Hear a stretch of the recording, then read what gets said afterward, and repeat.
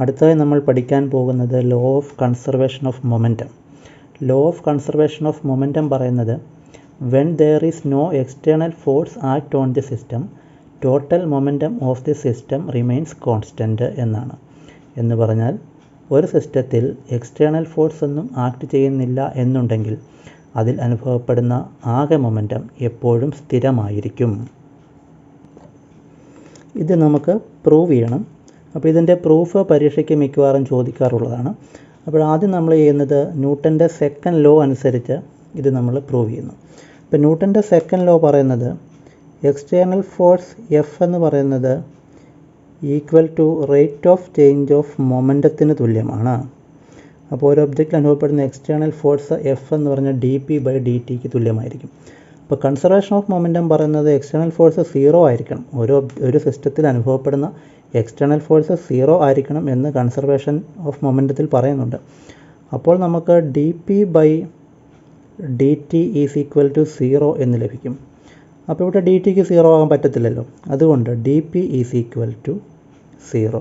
dp 0 ആകണമെങ്കിൽ p constant ആയിരിക്കണം. p എന്ന് പറഞ്ഞാൽ മൊമെൻറ്റമാണ്.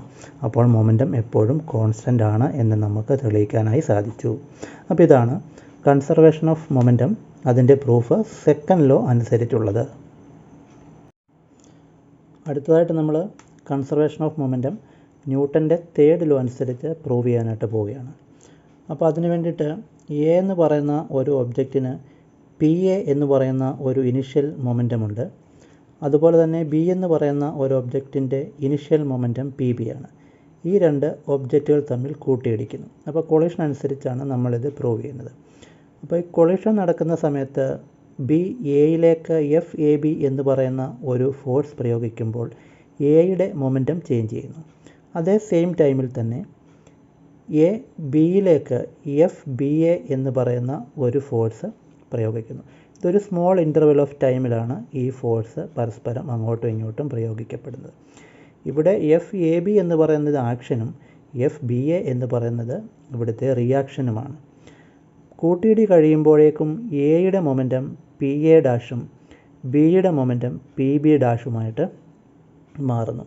അപ്പോൾ നമുക്കിവിടെ എയ്ക്കുണ്ടാകുന്ന ചേഞ്ച് ഓഫ് മൊമെൻറ്റം കണ്ടുപിടിക്കാം. അപ്പോൾ എയ്ക്കുണ്ടാകുന്ന ചേഞ്ച് ഓഫ് മൊമെൻറ്റം എന്ന് പറയുന്നത് F A B into delta T ആണ്.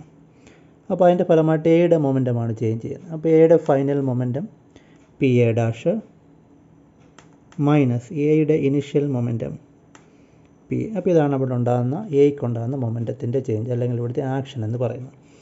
അപ്പോൾ ആ സെയിം ടൈമിൽ തന്നെ അവിടെ റിയാക്ഷൻ സംഭവിക്കുന്നു, F B A into delta T. അപ്പോൾ ഇതിൻ്റെ ഫലമായിട്ട് ബി എന്ന് പറയുന്ന ഒബ്ജക്റ്റിൻ്റെ മൊമെൻറ്റമാണ് ചേഞ്ച് ചെയ്യുന്നത്.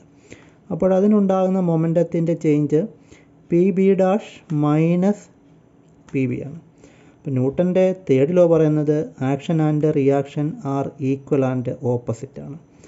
അതായത് എഫ് എ ബി എന്ന് പറയുന്നത് മൈനസ് എഫ് ബി എ ആണ്. അപ്പോൾ അത് നമുക്കിവിടെ അപ്ലൈ ചെയ്യുമ്പോൾ എഫ് എ ബിക്ക് പകരം P A dash minus P A is equal to minus F B എക്ക് പകരം P B dash minus P B.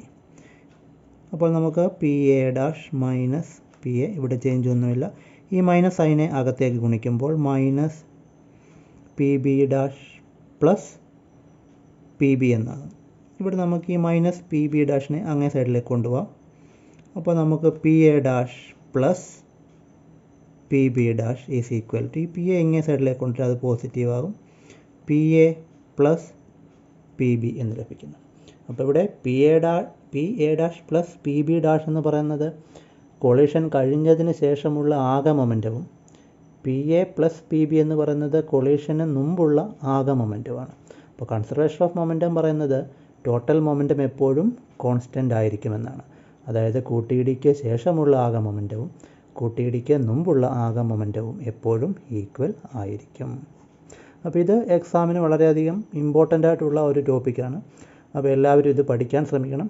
കൂടാതെ തന്നെ എൻ്റെ ചാനൽ നിങ്ങൾക്ക് ഇഷ്ടപ്പെടുന്നുണ്ടെങ്കിൽ നിങ്ങൾ ലൈക്ക് ചെയ്യണം, സബ്സ്ക്രൈബ് ചെയ്യണം. അതുപോലെ തന്നെ നിങ്ങളുടെ ഫ്രണ്ട്സിലേക്ക് ഇത് ഷെയർ ചെയ്ത് കൊടുക്കുകയും ചെയ്യണം.